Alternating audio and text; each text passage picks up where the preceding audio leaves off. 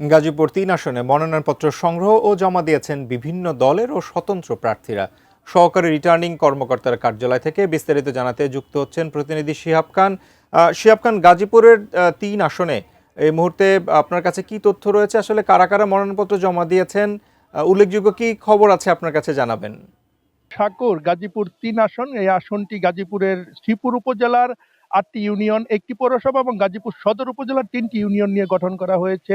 এই আসনটিতে ৫,২৭,০০০ কিন্তু তাদের ভোটাধিকার প্রয়োগ করবেন।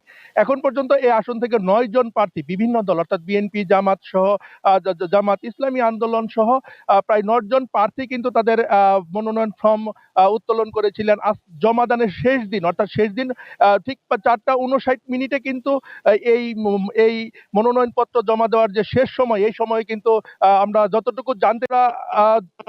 যতটুকু জানতে পেরেছি যে এখন পর্যন্ত আপনার ৭ জন প্রার্থী তাদের মনোনয়নপত্র জমা দিয়েছেন। ৭ জন প্রার্থীর মধ্যে উল্লেখযোগ্য হচ্ছে বিএনপি প্রার্থী অধ্যাপক ডাক্তার রফিকুল ইসলাম বাচ্চু, জামাত ইসলামী ডক্টর জাহাঙ্গীর কবির, জাহাঙ্গীর আলম, ইসলামী আন্দোলনের প্রার্থী আলমগীর হোসেন সহ ৭ জন প্রার্থী জমা দিয়েছেন।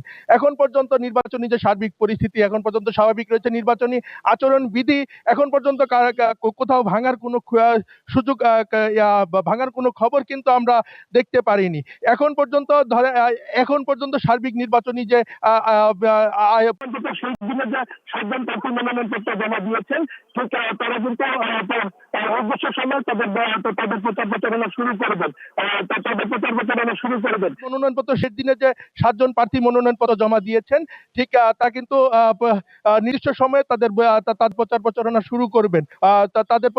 শুরু করবেন। বলে আমরা যতটুকু জানতে পেরেছি। সাগর, এই ছিল গাজীপুর ৩ আসন থেকে সবশেষ